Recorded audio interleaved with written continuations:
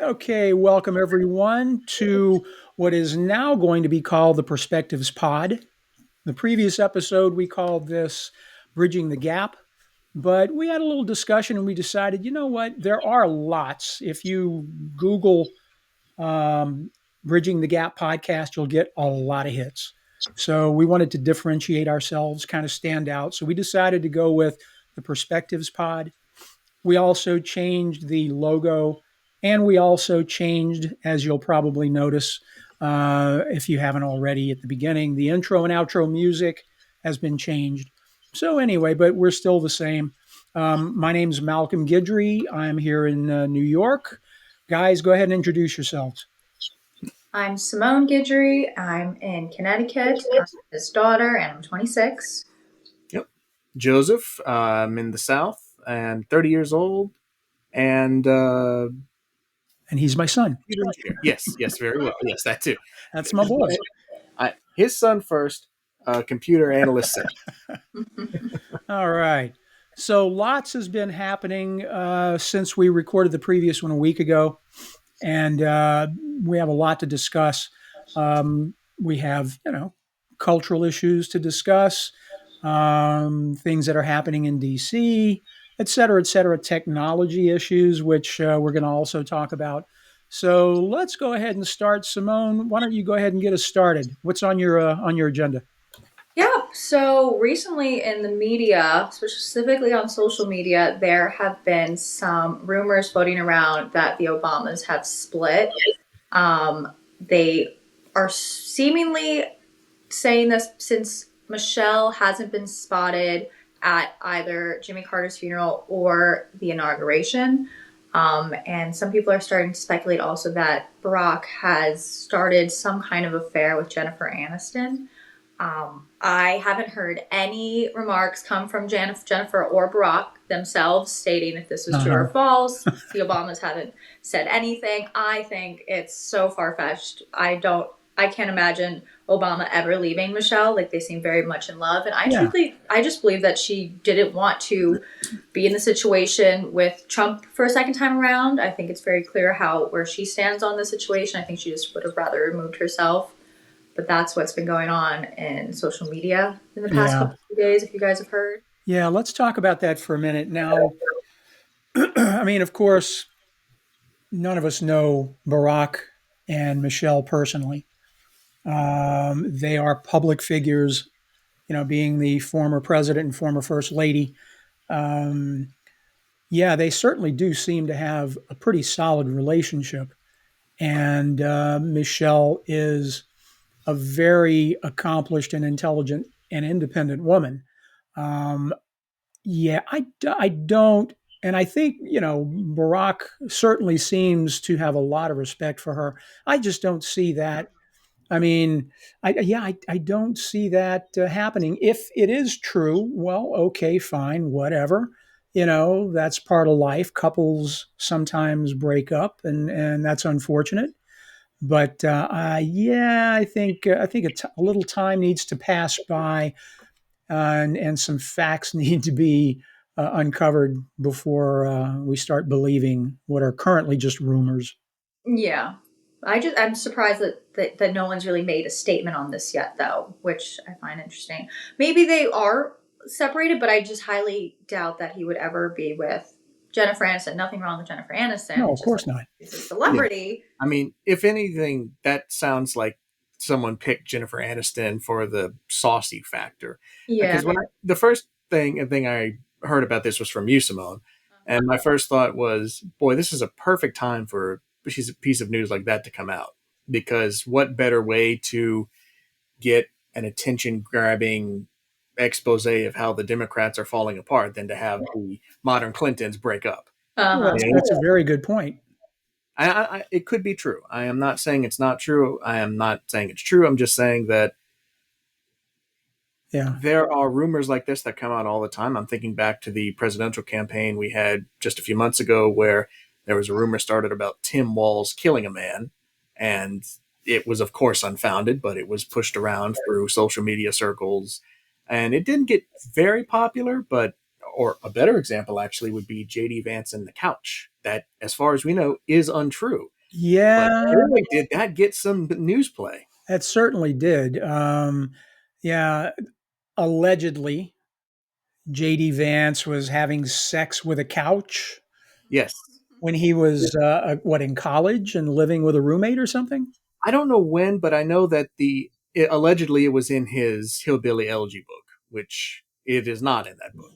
Okay, yeah. So a lot of rumors are started about famous people that are just not true. Okay, no matter how much you like them, no matter how much you dislike them, you've got to go with the facts and ignore the bullshit. So, that's in politics. As I mentioned before, politics is the only truly adult sport. It's a blood sport, essentially. And especially when you get to that level, people will stop at practically nothing to discredit you. So you got to Yeah. have a really thick skin. Which is not to say that sometimes these things, which is not to say that these things don't happen. I think it's not political, but a very Are you renowned and saying respected. that people sometimes have sex with their couches? Look, I can't speak to all the 340 million people in this country and beyond. Uh-huh. All I can say is that love finds a way. But Yeah. no, there was a Crazier renowned things celebrity. happen. Crazier things happen. I've seen some of those crazier Yeah, things. yeah.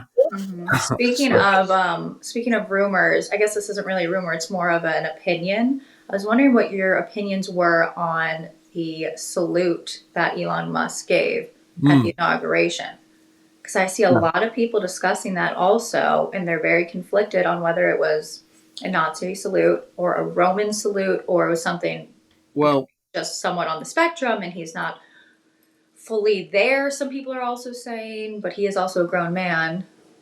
I'll say that I have a fair amount of classmates and a couple friends who are on the spectrum. A couple of them actually significantly so. I've never once seen them spontaneously throw out a racist symbol or a Nazi symbol or anything like that. Yeah. I've seen the Roman salute. I'm a fan of the Roman Republic era and beyond. And while I acknowledge it is very similar, it actually wasn't around during that era. As far as I can tell, the Roman salute was created in the 18th century by a painter. And even if it was common, and I mean the most basic shreds of common sense that I acknowledge Elon Musk's ketamine fueled brain may not have anymore, would tell you don't make a motion like that. But Yeah. the fact that he did it and did it twice after turning around, and that he's proceeded to make nothing but Nazi puns Mhm. and a speech to Germany's nascent neo-Nazi party, Right. it was a Nazi salute. Yeah. I He mean, a Nazi recently, salute and he wanted to do it. right. He recently spoke to, as you just mentioned, he recently spoke to the AfD, which is the far right um, political party in Germany that I don't know how else to describe them. I mean, they do have Nazi sympathies. Yeah. And so that having very recently happened, coupled with his blatantly obvious Nazi salute, let's call it what it is.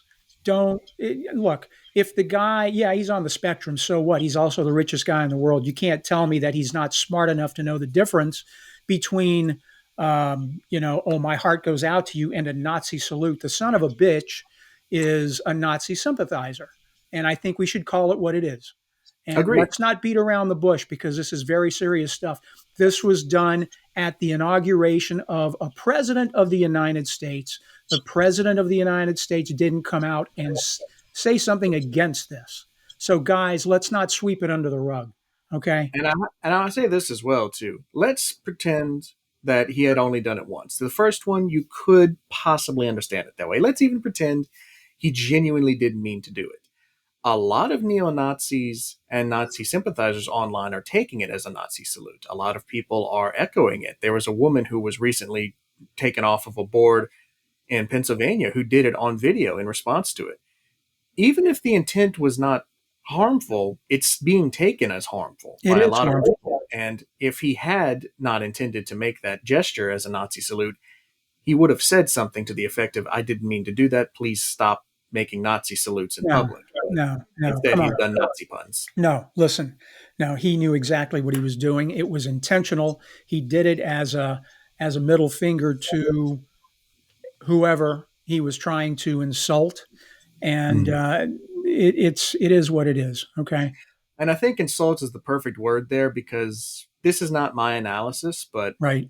I read this online. It was a comment somewhere, but it speaks perfectly to the type of person he is, I think. No, sure. Elon Musk is someone who spends a lot of time online in a lot of circles that value irreverency and contrarianism over everything else. Right. 4chan is a website that I'm sure he's frequented many times, probably still does. Hmm. And its um, guiding light has always been reject the consensus, be an asshole because why not? It doesn't matter what the political belief is or what it isn't. So the problem with that, though, is that Elon Musk may not actually be a neo-Nazi. He might just be doing it to stir the pot, and it's working very well. It's when the neo-Nazis see that happening and decide, yes, someone supports Well, us. that's That's the exactly thing. right.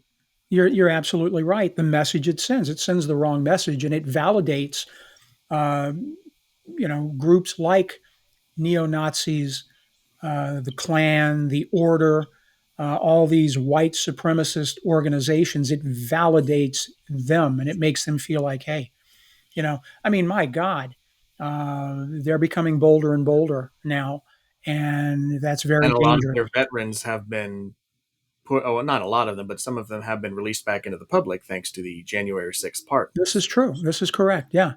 So And I want to, sorry to interrupt, I just want to clarify, I'm not calling all of them white supremacists. I think they're all insurrectionists, but there were white supremacists in that group. yeah, There were not many of them, but they've learned two things. One, how to invade the Capitol building, and two, that they got away with it. right, right. Yeah, unfortunately. Anyway, so yeah, that was well. Now you know how we feel about that, Simone. Um, I didn't doubt it for a second how you felt. well, it's unfortunate, but just because you have $1 billion doesn't mean you're the smartest person in the world. Elon Musk is Absolutely. very intelligent. There's no question about that.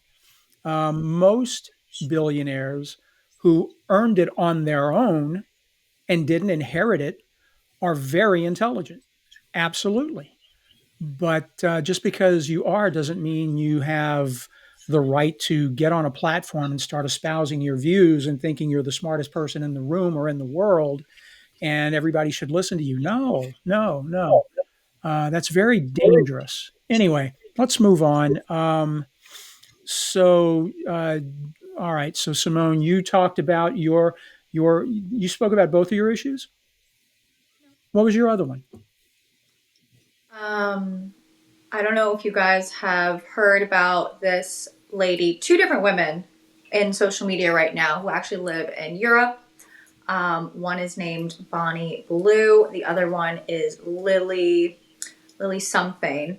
And they have recently broken the record. Well, first one started with this woman, Lily. She broke the record for sleeping with 100 men within 24 hours a couple of months ago. And since then, as of I think a couple of weeks ago, Bonny Blue has broken that record, surpassed her by a lot, doing 1,000 men in 24 hours. Obviously, the first time around with this 100 men, I think this woman, Lily, she was so upset in this video interview afterwards. She was crying, but she wasn't crying for the reason that you think. She was crying because she only had 2 minutes to give each man.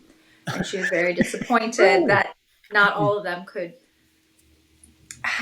reach completion or whatever. She was crying on this interview afterwards. okay. So that has been the thing discussed in the past 2 weeks. I think a lot of the country is just mortified as to why she'd want to do this.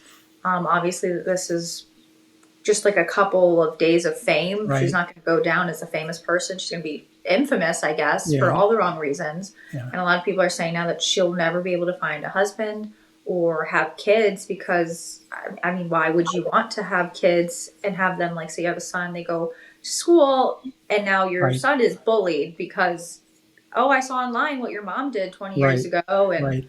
do you even know who your dad is? Like, all of Right. that horrible stuff. That's That's really sad. It's unfortunate. It's my gosh, where to start?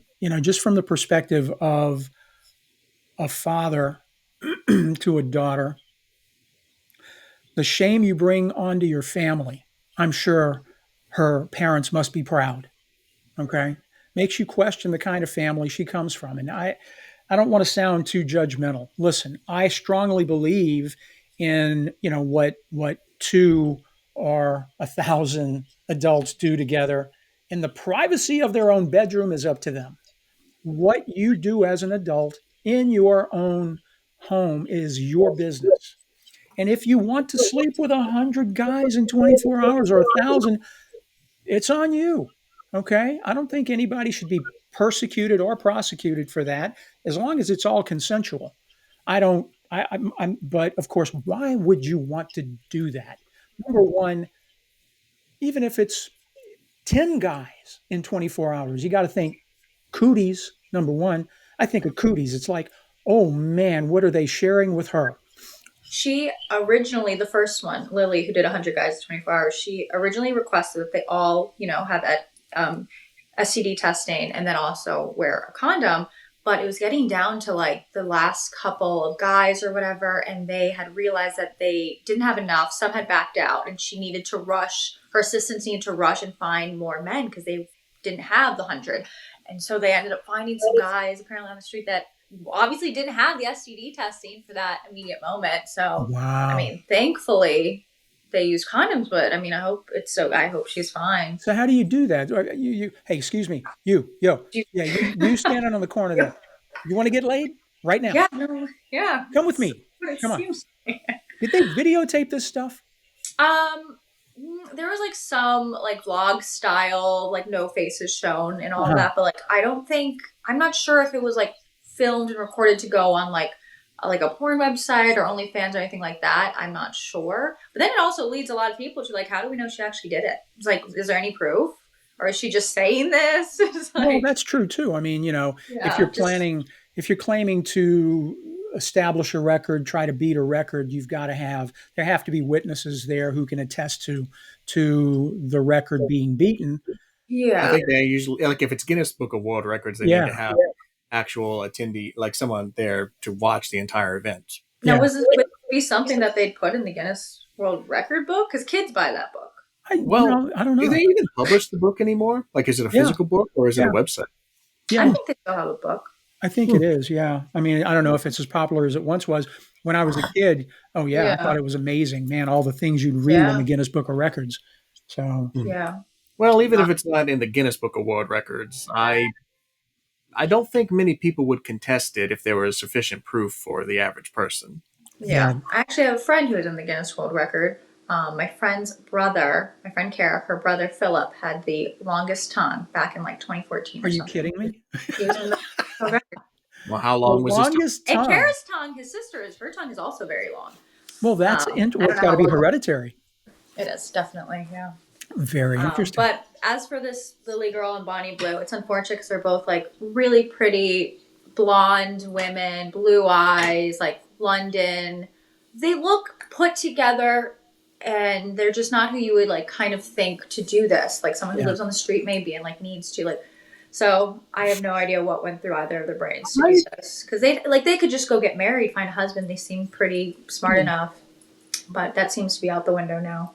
I mean, I would have one hand and the other hand. One hand is certainly a lot of bewilderment and, frankly, astonishment. Say nothing else, but that is a significant feat of human endurance.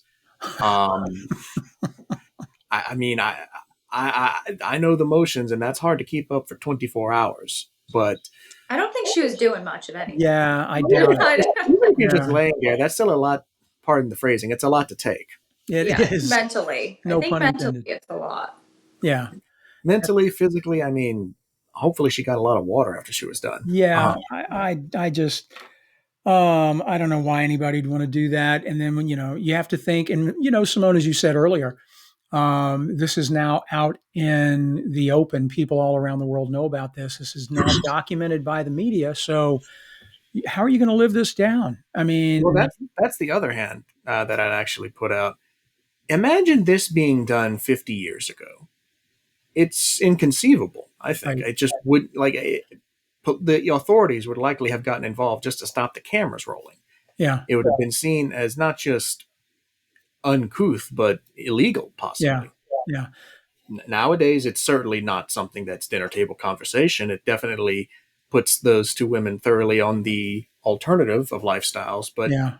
we've had a thawing, and I say we, I'm speaking mostly to the United States, possibly the Western world. We've had a thawing of perspectives about sex, and it's not, sex is not taboo anymore. Even just some discussions of kink are not really that taboo, or at least they're less so.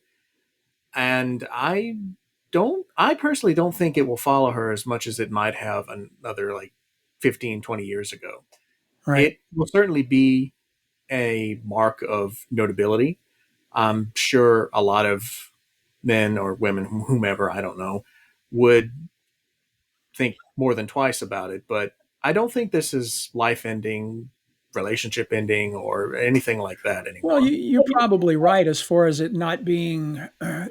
You're right. It's not going to be life ending. It's not going to be relationship ending, but it will affect the quality of her life and the quality of the relationships she has with other men. Because, number one, I mean, it's just it's negative. And I mean, listen, one thing we do need to address: the double standard. How would we feel if it were two guys who slept with 1,000 women in a 24-hour period, or 100 women in a 24-hour period? Let's not forget, you know, Wilt Chamberlain. You guys may not know who he is. Wilt Chamberlain was a famous basketball Basketball player. player. Yeah, he was in the NBA I think in the 60s and 70s. And I want to say it's in the Guinness Book of Records that he's alleged to have slept with over 1,000 women during his lifetime, which is a lot,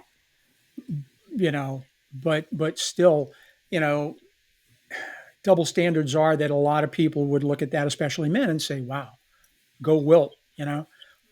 Whereas a woman, no. So I'm not advocating that you should sleep with 1,000 people or even 100 people in a 24-hour period or even in, your entire lifetime. But what I am saying is just whatever you do, keep it to yourself. Hey, man, we're all adults. Whatever you do in your bedroom is your business. That is your business. And I don't care how freaky you want to get, go for it. But has to involve, consenting adults, two or more, whatever, and preferably no animals and certainly not any kids. Okay. So what happens between two consenting adults? I really don't care. I really don't care. But, publicizing it like this is just insane, and it will hurt. It will, unfortunately, it's sad. It will hurt their future prospects, employment Their and mental relationship health. wise. Yeah, Her mental health, yeah. it's sad. It's sad. It's a shame. Anyway, all right. Uh, Joseph, talk to me, brother. Well, nothing as titillating as what Simone offered up, and I really want to thank you, Simone. That was Mhm. enlightening. That was I'm going good. You're I, welcome. the Anytime. human interest is an underrated part of discussion because, quite frankly, a lot of people find things like that interesting. I don't have that to offer. I have computer technology. I have generative AI, and specifically a recently developed model by a company. I forget the name of the company, but they're a China-based company DeepSeek. that developed. Hmm? DeepSeek DeepSeek. is the name of the model. Yes, Yeah. and it is an open source large language model developed. And when I say open source, I mean all the framework is entirely available according to, I want to say, the Creative Commons license, but don't quote me on that. Point is, it's a relatively new model out on the public stage, and it is competitive with leading models like OpenAI's ChatGPT o1 model, which is their most recent public offering. And when I say competitive, I mean they've got comparable processing times. They have a rough equivalence in the result quality. The differences start to show in that o1 and ChatGPT's offerings in general, they're more all purpose. You can use the same model for document creation, for image creation, Right. for coding assistance, and it'll have about the same level of quality. DeepSeek, it's more specialized. It seems to do quite well at code programming, code generation, which is of particular note because, as what I understand about generative AI, programming is very difficult for it to accurately create. With language, well, with spoken language and written language, there's a lot of flexibility. Right. You can phrase the cat talks to the dog 10 different ways, and it's all going to be more or less on the spot. But there's only one way to write programming code, or two or three, depending. But it's Right. much more rigid, and generative AI has traditionally had a lot of difficulty with that. Yeah. From what I understand, what's really been regarding DeepSeek, number one, it's China created this large language model, as Mm-hmm. they're known, LLM, and they did it at a fraction of the cost that has been experienced here in the United States by OpenAI, by Google, by Meta. I mean, it's cost these companies billions of dollars. They did it for what, maybe 10 million? It was significantly less, and I believe it took a lot less time as well. And I think that's due to the method they used, Right. which I want to clarify. I'm not an expert in this, I'm just a hobbyist. But the method that I understand they used is you have a teacher model and a student model, and the teacher model will produce results that the student model then reads and analyzes. And it's much like a master blacksmith teaching an apprentice. The apprentice learns all the tricks and techniques and then is able to add on that themselves and improve the skill better Right. than the master eventually. And they'll be able to do that with subsequent students. And that's the same logic behind training models like this. Each model is going to be more effective than the last. Right. And I think that's the method they use. I believe it's called model distillation. I think you're right. I think I heard that in an interview with someone recently on CNBC. Right. It's an entirely different technique from how they traditionally would train these models, which, to put it in plain terms, is like shoving the entirety of the Encyclopedia Britannica into a computer. Hmm. And it works. It's just, compared to this new method, it's fairly inefficient. Yeah. Um, Yeah. no, the biggest, most visceral improvement that I've noticed with it, though, is with video generation. I forget the name of the service. You've tried All of you've the, tried DeepSeek out yourself? I have. And I Okay. just clarify to anyone listening, all of these things we're talking about, we'll put links, where I'm saying, oh, I don't remember that exactly.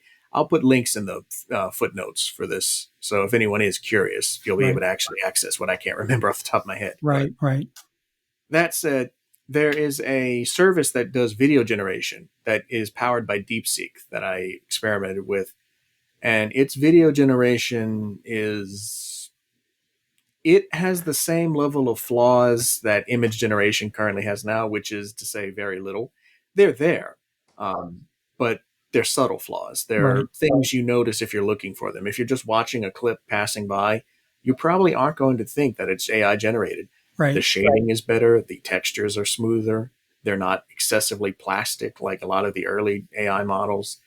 So we're at the point now where a relatively small, easily trained model that I would say within a couple years could be run locally on your average your high-end consumer machines, could generate effectively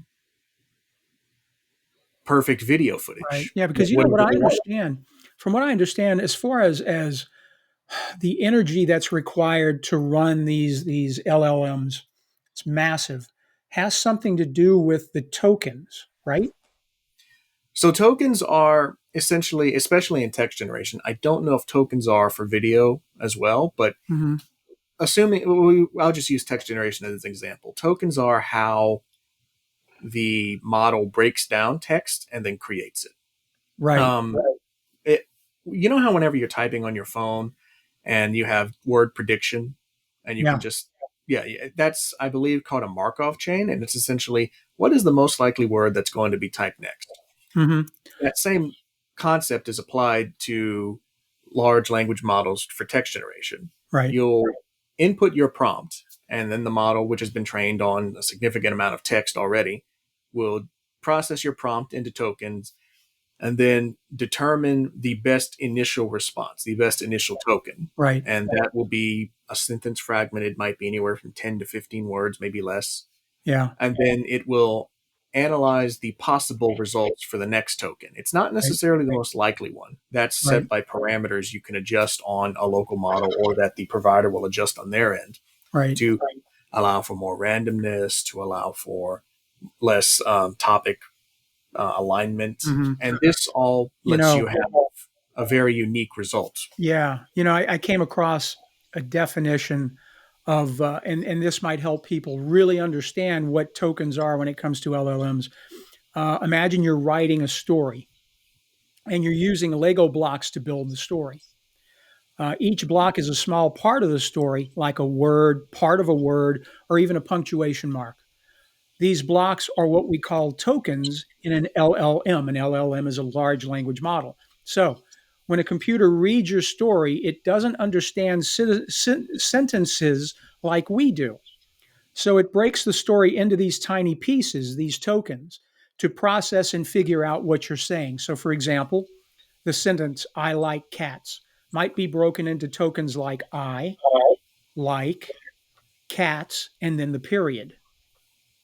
The LLM uses these tokens to learn patterns and predict what comes next, just like how you can guess the next word in a sentence when you're reading. The smaller pieces make it easier for the model to handle and understand language. So, with regard to why LLMs require so much computing power, okay, number one, so many tokens. When you're processing a lot of text, like books, websites, conversations, there are millions or even billions of tokens to deal with. Remember, those tokens are represented by those Lego blocks. Okay. So there are millions or billions of those to deal with. The model has to understand how these tokens fit together, like solving a massive puzzle. That requires a lot of energy. Also, complex math. For every token, the model does a huge amount of math to figure out what it means and predict what comes next. It's like solving hundreds of math problems at once for every little Lego block. And then big models, LLMs, have billions of tiny connections like brain cells, okay, that work together to process the tokens. More connections mean the model is smart, but it also needs a lot of computing power to keep everything running. So, you guys, I know you've heard that uh, the amount of natural resources, energy it's going to take to run these computers, these LLMs. It's going to be a huge amount of resources, and they're trying to figure out what best approach to take. How should we fuel these? Have you heard anything, Joe, about any prospective energy resources that they could use? Well, with respect to the energy usage, I've heard they want as much energy as quickly as possible because they have the ability to scale their research and their deployment of active models as Yeah, much as they can. right. So they're only limited by what they can access. I think that it would be a wise idea to invest into renewable energy resources on a large scale, like them personally, the companies, because they'd have complete control over the material. Hmm. They would be able to have an isolated power grid that they wouldn't have to rely on Right. external services for, You and know, it would not contribute to pollution. yeah. But I want to say that, and I know you've heard this. Is it Google or is it Meta who are looking at possibly reactivating an old nuclear power plant? I haven't heard about that, but Okay. that would be a wise idea. I'd say I'm a personal big proponent of nuclear power Oh as a yeah, concept. yeah. Mhm. Likewise, I have to look it up again. I want to. It's one or the other. It's either Google or Meta. They're looking at reactivating someplace like 3 Mile Island, for example, very close to where I live here in New York, just up the Hudson River. We have Indian Point. There's a lot of misconception and misunderstanding about nuclear power. It is compared to other types of energy like petrochemicals. It's much safer, um, and it's much cleaner and it's much cheaper. So I think that would be a terrific resource for LLMs, for AI, powering these huge servers that would be powering the LLMs.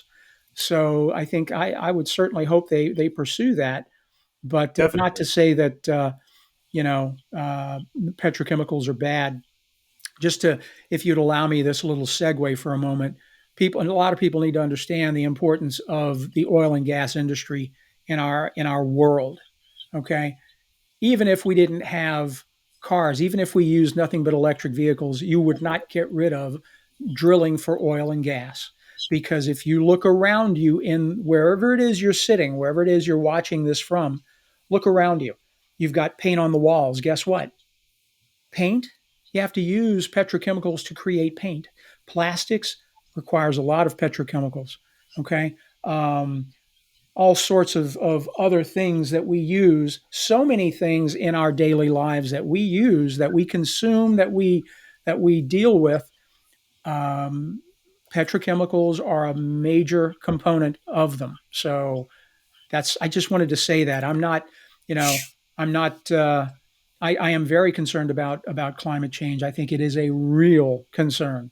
All you have to do is look at the hurricanes. All you have to do is look at what's happening in Southern California, for example. Climate change is real, but you're not going to shut down the petrochemical industry because our world depends too highly on it. That's all I wanted Anytime to say. soon. Anytime soon, I would agree. I personally have a dimmer view of the industry than I think you do, but I agree with your conclusion. Hmm. Uh, I'm hopeful about alternatives that are conceptually effective. They're just not really scalable at the moment, such as algae-based petrochemical development. Yeah, yeah, It's not going to replace anything in any real capacity anytime soon. right. But scientific advancements are always happening, and if I wanted to give an out of my ass prediction within the next 150 years, I think that technology might be scaled enough where we could cease drilling for oil then and use algae blooms. Interesting. Yeah. But that's a long way away. Yeah, I've read a So, little bit about the algae blooms, and they are fascinating. There's a lot of potential there. There are certainly alternatives that we could turn to. It's just but a for the matter time of, being, British Petroleum seems like a safe investment. I'll put it that way. yeah, right, right. It's a matter of getting the major corporations to move in that direction. The And I think, Exxons, the BPs, the Texacos, Gulf Oil. I forget who else, Chevron. All those guys. If we can get them to start moving that direction, but it's got to be financially profitable for them. It's not, if it's yeah, not profitable, look, these are corporations. They're publicly traded corporations. They answer to their shareholders. I understand that, but if it can be proven to them that it can be profitable, they'll move. They'll move. and I Yeah, do have to say, British Petroleum actually, they are a company that seems to have an interest in diversifying their energy production. They've looked into alternative energy generation as well. yeah, yeah. I don't know how well that's continued, but you're right about the fact that corporations are not inherently pro any system. They just want to make what is most profitable. And fortunately, alternative energy sources are getting cheaper every year. Yeah. And despite what political winds may blow, money doesn't change. That's right. Absolutely. Anything else you wanted to talk to us about regarding your issues? Well, with DeepSeek, what really interests me is not just its existence, but the fact that it's open source, much more efficiently developed, at least in terms of processing requirements, and its results are good. Right. I am a huge proponent of local models for generative AI. I understand why online services are around. They're the most effective, cheapest for the consumer option to get access to powerful resources. And my local text model is probably about a quarter as effective as ChatGPT in terms of competency, and it takes about 4 times longer to make, but it is mine. It is mine in the sense that they could shut down all generative AI services tomorrow, and my computer will still be able to run it no problem. Right. That's really a trend of mine that I think is important in this day and age of technology more than ever. Yeah. Own what you can. And when I say own, I mean have the file, have the software, Mm-hmm. have your MP3s. Don't just trust Spotify to keep them on because it may not always be the case. Yeah. Use Spotify certainly, but have a backup in Oh, I place. agree. Use ChatGPT. Yeah. Have a local model just in case. Yeah. I think that makes a lot of sense. I think that's probably the direction that we will end up going, I would guess, rather than letting the control stay in the hands of the powers that be. You want to always have that element of control for yourself. That's how I'd like it to go. I don't think it will go that way for popular use, however. Hmm. I think that the average consumer won't want to deal with the setup involved. And it's minimal setup, but it is still a step above making an account and typing text in. Yeah, And they can do more than your local computers can. It's more impressive, it's quicker, it's yeah, faster, it's better looking. But there will still be people developing local models. yeah. And that will still be a undercurrent, kind of like underground hip hop versus the mainstream. It's always Right. going to be It's tremendous how quickly technology has advanced in my lifetime. Here I am. I'm 61. I'll be 62 in May.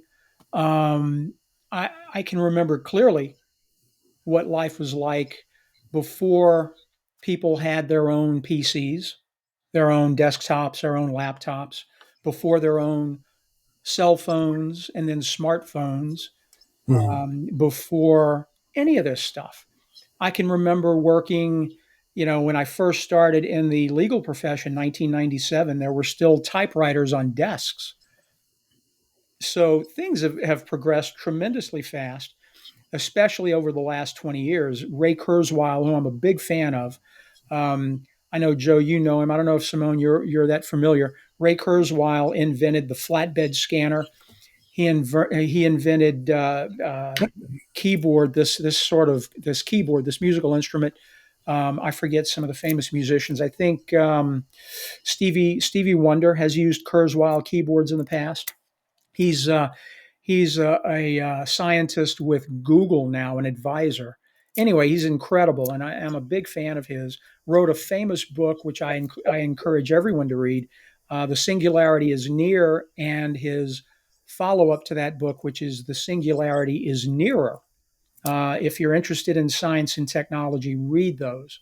But he talks about how technology has been growing exponentially, and he talks about the singularity, which I'm Joe. You could probably boil it down to its essence, what exactly the singularity means, but Mm.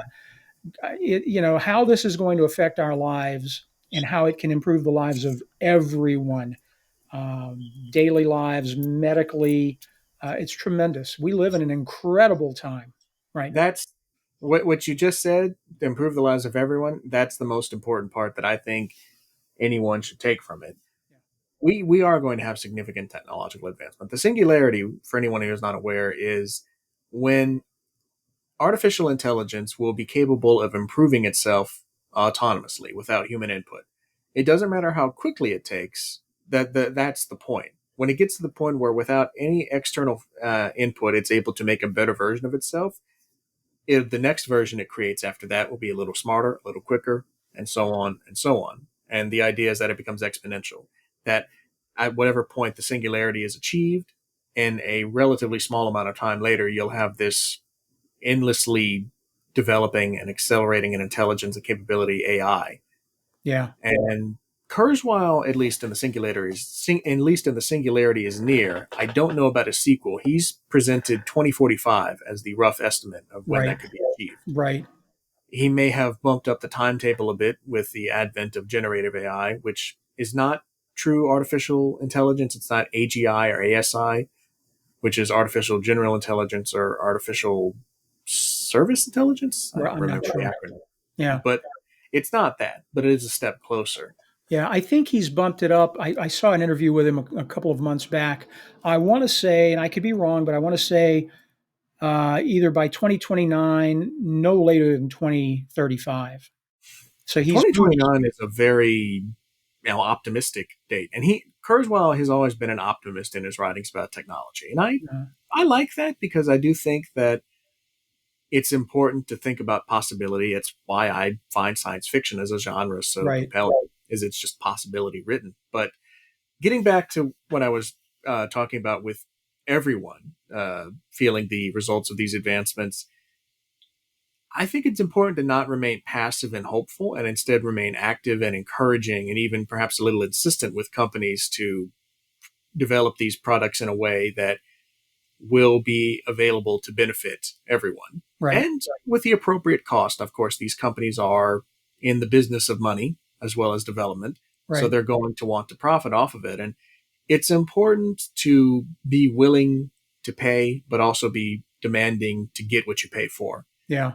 I'm thinking specifically of, I think it's, I forget which company of Elon Musk's is developing Neuralink, but it's one of the most popular brain computer interfaces that may actually see commercial deployment soon. I would not trust Neuralink that much at all because of what I've seen in the actions of the company head, Yeah. to put it politely. I agree. I absolutely agree. And while the technology is impressive, no doubt, the intent is what matters. The availability is what matters. And as consumers, we do generate the money for the companies. Yeah. I completely agree with you. His behavior has caused lots of concern among his shareholders in Tesla, and I don't know if his other companies are publicly traded, but yeah, his behavior is an example of when you're a public figure, you have to be careful how you behave in public Mm-hmm. because it can be misperceived, and it could negatively affect what you're trying to accomplish as an entrepreneur. A couple of things I find fascinating: this concept of the hive mind. Two things: the hive mind, which is essentially how, because of AI and eventually the singularity, we could get to a point where we would all be able to access this AI um, simultaneously through our minds. It's pretty far out there, but I had a scientist, a professor in college who was teaching microbiology. I had to take it as one of my electives, loved it. And he said, if it is in science, if it is conceivable, it is achievable. And somebody like Ray Kurzweil, he's been right more than he's been wrong. He's been wrong about a few things, but he's been right a lot more than he's been wrong. So he's got a pretty good track record when it comes to all this stuff. The other thing I find fascinating is the Dyson Sphere. I don't think we're Mm-hmm. going to get to a Dyson Sphere anytime during our lifetimes, but that would be unbelievable. It's essentially a sphere that would surround a star like the sun, and you would be able to draw energy from the sun using the Dyson sphere, and then that energy could be used on other planets in other regions of your solar system. Tremendous, mind blowing technology, which who knows, maybe in 500 years we might accomplish something like this. See, this is why I love science fiction so much, is Yeah, because you have these wonderful concepts that in some subgenres like hard science fiction are actually based on current scientific knowledge, and others there are not very far apart from fantasy, but yeah, it it is created with the sense that this is a possible future. And it's inspiring. I mean, there are a lot of young people that grew up to be scientists who were encouraged by concepts of spaceships and laser technology and all right. these high-minded ideals presented in science fiction, and they have created some of them to be some of these concepts. They have brought them into reality. I think back to Star Trek, for example, introducing the phasers and communicators. Sure. Look at smartphones and Yeah, look at stun exactly. guns now. I mean, it is one example, and I acknowledge there are many technologies in Star Trek that would not work the way it's presented, but it encourages you to think and to wonder. And that the sense of wonder and curiosity is this day and age more valuable than ever because I feel like there's a trend of apathy. Not just, I'm not talking politically, I'm not even talking just culturally, but in the wake of awareness of so much being wrong with the world in so many different areas, I feel like it's so easy to get into a state of mind where why care? And science fiction is almost inherently immune to that because Right. its very existence relies on the possibility of a future. Right. There is a future in all of these settings. It may not be a happy one, but it is still there. Sure. And I find it encouraging. I agree with you.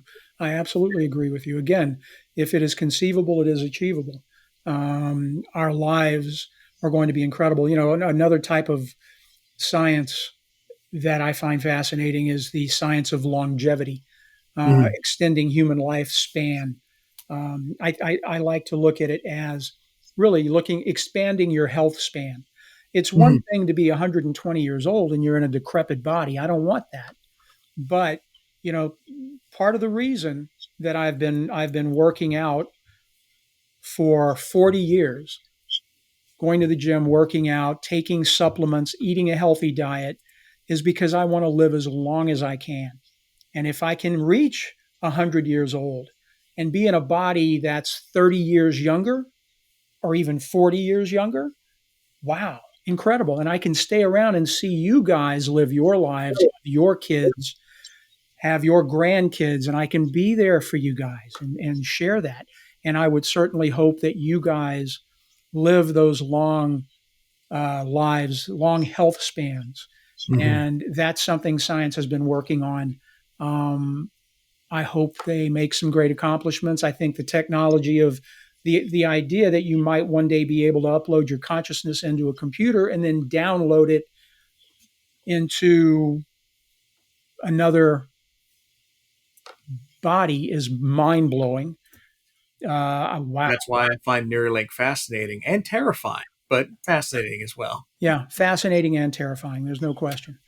But anyway, um, okay. I So, actually, before we move on to that, I do want to address we clearly we love science. We may not understand very little of it, but it's a fascinating field, and right, this is specific to the United States.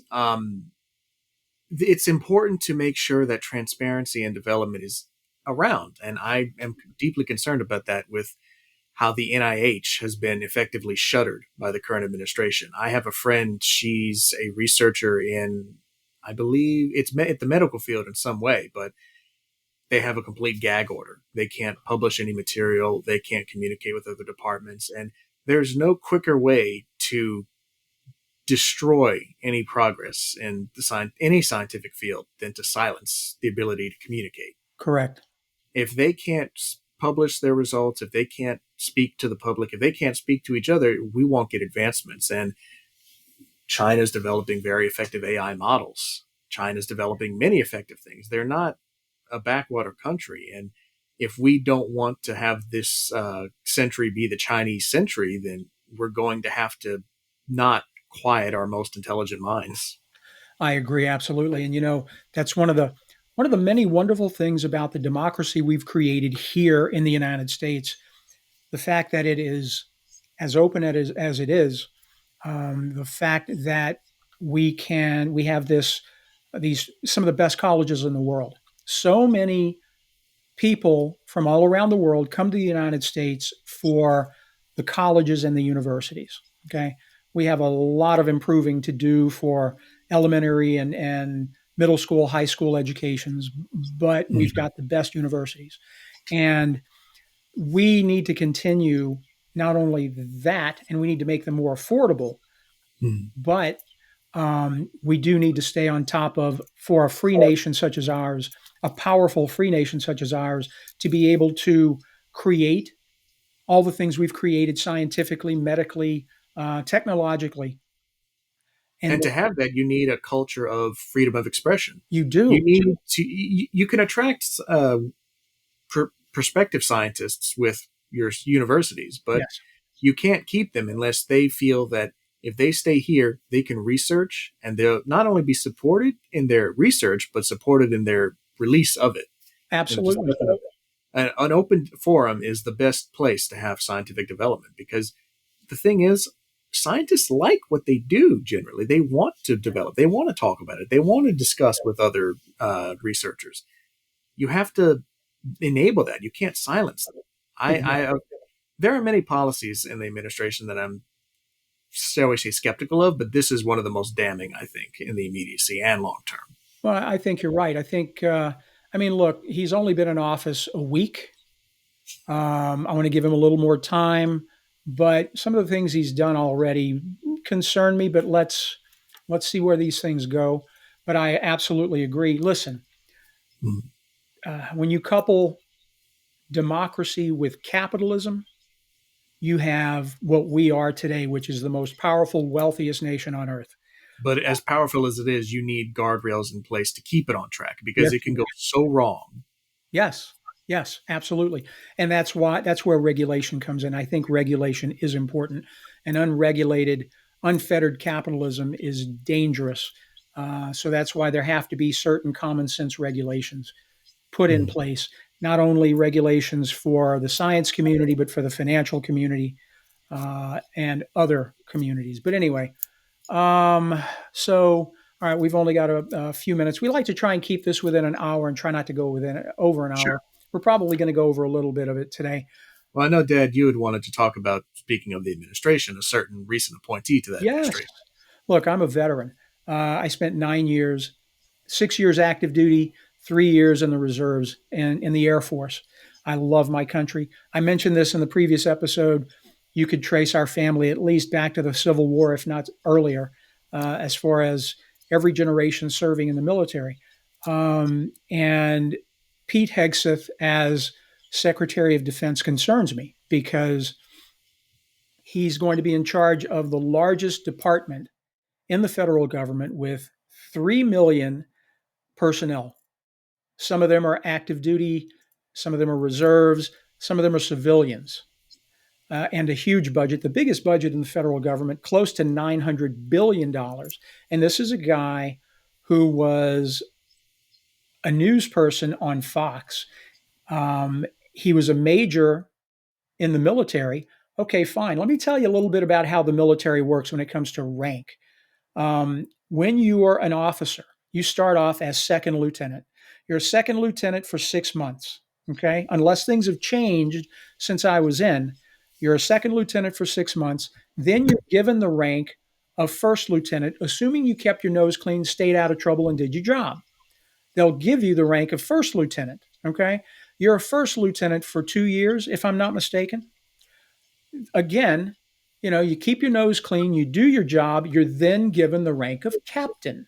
You don't have to test for any of these, okay?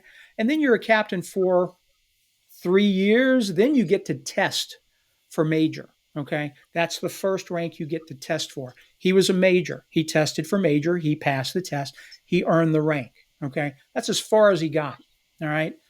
You can be a major and look, I've got a very dear friend who I served with in England. She and I dated for a while, actually. She was an officer. She got up to the rank of major. She made major, and then I think she retired. But that's when you test for those ranks and you pass those tests. And the enlisted corps has the same thing. After you pass, I think it's sergeant.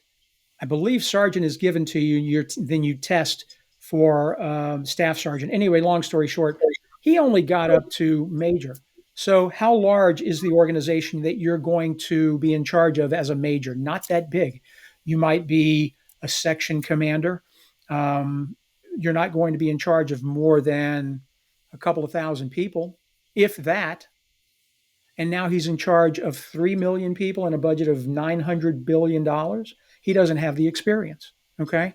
So Mm. I am deeply concerned about this. I'm deeply concerned about his alleged drinking, his, um, he's got a lot of things. The reason why, guys, and all this bullshit of, well, you got all these generals that drink, you got these generals that, womanize. Listen, you don't want the other side, the enemy, you don't want them to have something on you because then they can compromise you.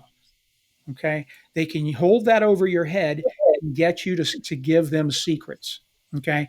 Anything, that's why you always want to live your life, period. Whether you're in the military or civilian, you always want to live your life cleanly and ethically and legally. Because if you do something that is improper, somebody could see that and hold it over your head and really screw you in your career and your your marriage, in your, in the case of national defense. I don't want a Secretary of Defense with all these skeletons in his closet.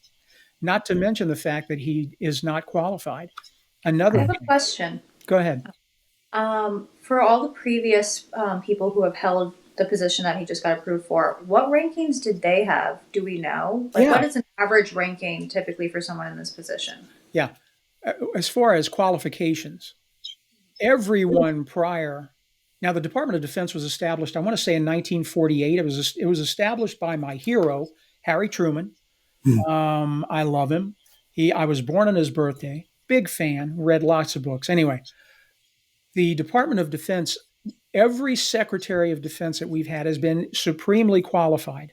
They've either been um, generals or they've been CEOs of corporations who have managed and overseen huge budgets and lots of people. Okay. This guy doesn't have those qualifications. As far as drinking and what have you, I'm sure we've had secretaries of defense and other cabinets who have had substance issues. Hmm. They like to drink a little too much. Back then, it was easier to cover it up, to keep it quiet. Now, good luck. Everything is out in the open. And So, but you've got to be careful. When it comes to being unfaithful with your wife, I think Bill Clinton should have resigned. And I'm a fan of Clinton's, but I think he should have resigned when it came out that he was fooling around with Monica Lewinsky. But his arrogance got the best of him, because when you cheat, and the guy he didn't do it just once. Okay, he was known as a philanderer. All right, when you do that repeatedly, I can understand you do it one time, you made a mistake, it's up to your spouse to forgive you. Okay, that's between you. But again, it goes back to having something to hold over that person's head to then get them to do your bidding. All right, and if it's China, if it's Russia, if it's North Korea, no, we can't afford that. Bill Clinton, had he resigned, Al Gore would have had an easier time winning in 2000, and we probably could have avoided George W. Bush. I like George W. Bush. I He's, think he's I think, in funny. retrospect, he was a good president. He I don't was question compared it. to what's gone on since. I I think. mean, well, that's the thing. I had to remind myself of, in my opinion, how bad of a president George W. Bush was. Not in intent, but in result. I don't think he had ill intent for the country whatsoever. Right. But George W. Bush, as far as I see it, was a terrible president. But compared to Trump, he was George Washington. That's just how far we've gotten from the basic understanding of the president wants to help the country Yeah. succeed. Our current president does not want that, Right. as And I far mean, as I know. a lot of his followers would disagree with you, but Vehemently, yes. yeah. And Have. again, we're not here to bash. I'm not here to bash Republicans. I'm not here to bash Democrats. I could find fault with both, plenty. Oh, absolutely. But when it comes to the character matters. Okay. How you conduct yourself matters. What you say in public matters. If you're on a phone call with the Prime Minister of Denmark and you insist on buying or taking over the country, that's not going to go well. You can't expect it to go well. It's going Mhm. to offend them. So it's unheard of for any president in our history to have done such a thing, as far as I know. I would like someone to prove me otherwise. I would appreciate that if in fact I'm wrong. Mhm. But it's ridiculous. Anyway, No, another thing I I wanted to talk about regarding Hegseth, his Christian nationalism. That's on record. Christian nationalists are a freaking danger to this country. Okay. If you understand what Christian nationalists are, they want, and he follows a pastor.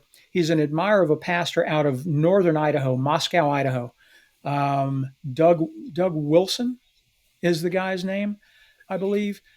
Christ Church is the name of his church in Moscow, Idaho. You can look it up. You can probably find writings of his online, videos where he speaks. This guy advocates a very paternalistic type of Christianity, and a theocracy is what he advocates. We don't want that. Okay. This idea of becoming a theocracy. You don't know what it is? Watch The Handmaid's Tale. That's a theocracy. Okay. It's crazy how sometimes art can imitate life, or is it life imitates art? Life imitates art. That's how it It's goes. And how a book like The Handmaid's Tale can have some things in it that almost mirror what the hell is going on today in our country, you know. But yeah, this guy is very dangerous. So being a Christian nationalist is absurd. Christianity has been twisted to such an extent. Um, it's become offensive to traditional Catholics, Protestants who don't absolutely. recognize their religion anymore. I saw, I read this online, and then I experienced a form of it in real life personally. The online thing I read was a preacher was giving a sermon. It was straight from the Bible. It was related to Jesus and his teachings. And a member of their congregation came up afterwards and said, what were all these liberal talking points you were talking about? And the preacher said, this is the word of God through Right, Jesus. right. And the congregation member just said, well, that doesn't work now. And it's how Well, far have they drifted? And then in person, I overheard people out of church one day. I wasn't going to the church at the time. I was in the same parking lot, though. They were talking about how soft the preacher sounded in their sermon. And it's becoming more prevalent. It is literally heretical. And so many people just have fallen in behind the golden calf, it seems. right, right. That's a very good observation. It's They want a more muscular, forceful type of Christianity, I guess, and Mhm. that's not what Jesus was about. Okay, so they are not true Christians. If you follow the word of Jesus, Jesus is about love. His whole message was about love.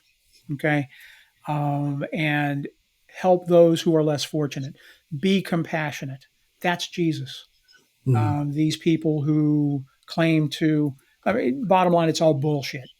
So, but they're a very small but vocal minority of the population, but they're dangerous, and we need to keep an eye on them because hey, now you've got a Christian nationalist who's the head of the Department of Defense, and Mhm. that is disturbing. Why you have to ask yourself why him? Why would Trump pick him? Why has Trump picked He's what's a loyalist. who Loyalty, yes. who? The loyalist. Well, they're loyalists, right? He's a yes man. That's true. They're yes men, but I think also could it be because he really wants it's one thing to have a yes man, but it's another thing to have a yes man who is absolutely unqualified or a yes person. What's the former is it was she a senator or a congressperson from Hawaii? Who's Tulsi that? Gabbard. Who? Tulsi Gabbard is who Tulsi you're talking Gabbard. about, I believe. Tulsi Gabbard.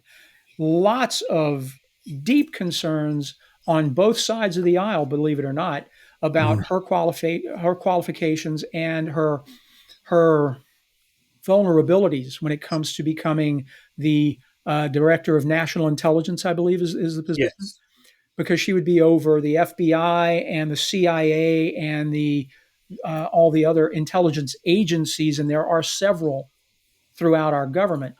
And she does not have the qualifications. It's I terrifying. believe one instance that stood out to me is she was essentially parroting the talking points of Bashar al Assad while he was still in power, a known Russian ally. Right. And there's another instance that I cannot remember, but suffice it to say, her Mhm. ties to Russia, Yeah. while not confirmed, are very suspicious. Very suspicious.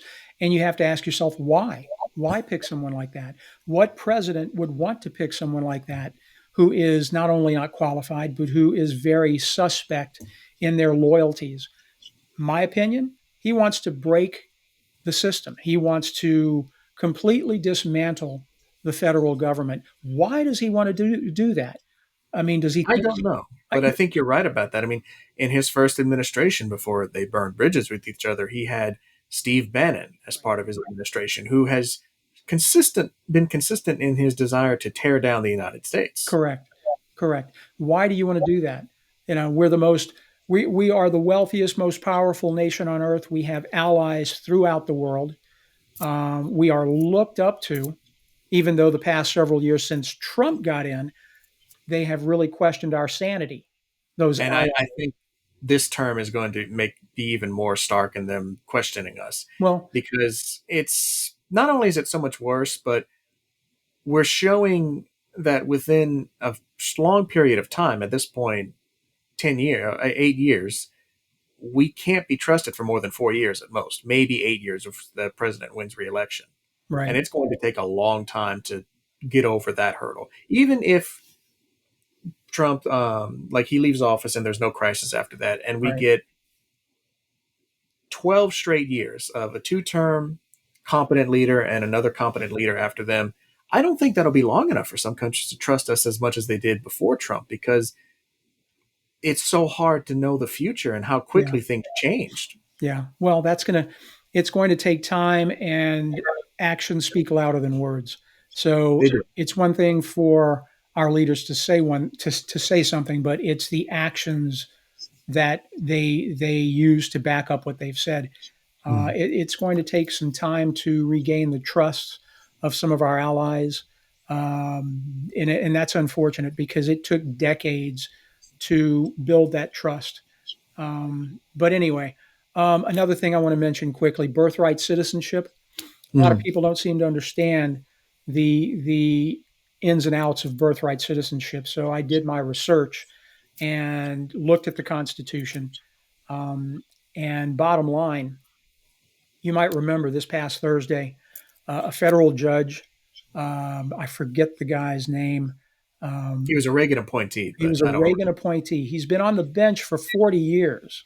Okay, appointed by Ronald Reagan, over 40 years, appointed by Ronald Reagan. And he called Trump's executive order blatantly unconstitutional. Okay. He's blocked it for 14 days to allow briefing, to allow both sides to draft briefs, to address the law, to address the issue. And essentially, what's in place is what's known as a preliminary injunction, as I understand it. So harm can be avoided. And so they're going to brief it. They're going to address this again. But birthright citizenship is in the 14th Amendment of the Constitution. In order to overturn, and it's plain language, okay? I've seen some people write online, oh, well, it's plain. It says X. No, it doesn't say X. It says Y. Read the language. I don't have it in front of me, but I encourage everyone to just Google 14th Amendment of the Constitution, and then you'll see the text come up. It requires a two-thirds majority in both the House and the Senate to to end birthright citizenship and create a new constitutional amendment. All right, two-thirds majority in both the House and the Senate, and then you would have to it would have to be ratified by three-quarters of all the states. So I, after, sorry, I do have a question about that. What about the possibility of the appeals process going up to the Supreme Court, and they interpret the law, they interpret the Constitution? I don't want to say one side or the other, but the possibility of there being a majority that support the executive order's interpretation of the 14th Amendment. that's the other way. Aside from attempting to amend the Constitution, going through Congress, and then three-quarters of the states voting in favor of the amendment, the other way they could do it is through the Supreme Court. If it goes all the way to the Supreme Court, the majority of the Supreme Court would have to vote in Trump's favor and reinterpret, and that's unlikely. I mean, it's over 100 years, as far as I know, maybe 150 years that the 14th Amendment has been in place. So the chances of five of the nine, I mean, you've got, I don't question that Alito would be in favor of Trump's argument. I I would don't say Alito and Thomas for sure. Alito and Thomas for sure. What about Gorsuch? I don't know. I don't know Uh, his views on it. I do know he's been ideologically consistent with what his views are, so it would depend on what his past votes have been around that subject. yeah. Bottom line, I just don't see a majority of justices voting in favor of Trump's argument. I don't see it happening. Because also, think about this. So, if you were born here in the United States to parents who were here illegally, and you're a citizen and you go on to live a successful life, you go on, establish a business, a big business, you grow that business, you're a citizen, you were born here, even though your parents were illegal. And then you have children, and of course, they're legal, they were born here, they're naturalized. Well, if you turn over the 14th Amendment, how does that affect the lives of you who were born here and your children? Is there some sort of ramification regarding their citizenship? I mean, how I far is this going to go?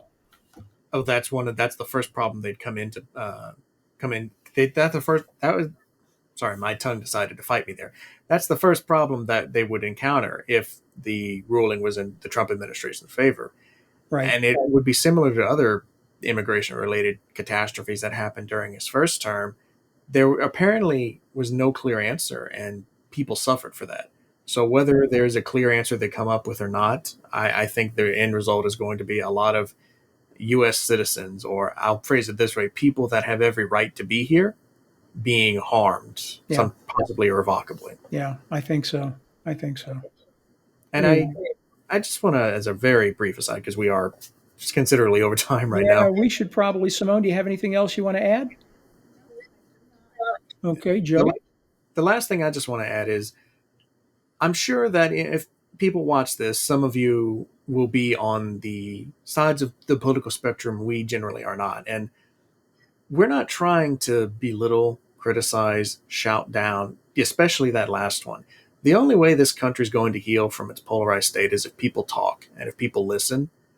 And no matter how at odds those beliefs may be with the other side, listening and truly trying to understand that side is what will help us bridge the gap, to pull from a now defunct title. Yeah. We're not going to do anything long term to fix this country if we're at each other's throats. Yeah. Just look to the Civil War for that. The Civil War didn't solve a damn thing except it killed a lot of people. In the end, one side got tired, and then we were back to where we started before the Civil War. It's just that other side wasn't wanting to fight anymore. Nothing was fixed, really. And we're still dealing with the after effects of that. Yeah. It won't help to be fighting each other. We have to listen. Yeah, I think you're right. Sitting down with someone who sees things differently than you do, sometimes it's good to just say, "Help me to understand." Mhm. Help me to understand your viewpoint regarding X or Y. Help me to understand your viewpoint regarding why you think Pete Hesgeth is a good choice for Secretary of Defense. Help me to understand why you think the 14th Amendment is wrong and should be overturned regarding birthright citizenship or any other issue. Help me to understand why you feel abortion should be illegal Mhm. nationwide in all 50 states. Help me to understand. Give me your viewpoint, you know, Yeah. and then listen. Listen to what they have to say. And, you know, be polite. Don't be confrontational. Mhm. And if it starts to become confrontational, take a deep breath and just step away because Yeah. you can find we have so much more in common with each other than we don't. So much more. And we need to keep that in mind. And I'd say the same thing to those who might agree with us a little too much on other ends of the spectrum. Yeah. It's not just one side. We're all a little too adversarial these Yeah. days. Yeah. It's important to come back from that. It may feel like you're betraying some principles that you may have, but just try it. Just try it. Just try Yeah. listening to the other Yeah. side. It won't hurt. At worst, your beliefs will be confirmed. At best, you may learn something. Yeah. Every side may learn Yeah. something. Yeah. All right. That's a good way to close. So I just want to say thank you for listening. Shout out to my cousin Jackie in Southeast Texas, who is one of the subscribers. She subscribed to our YouTube channel. So hi, Jackie. Uh, Hello, Jackie. hope you're doing well. And thank you. So anyway, all right, guys. I love you both. We'll chat soon. Yeah. Adios.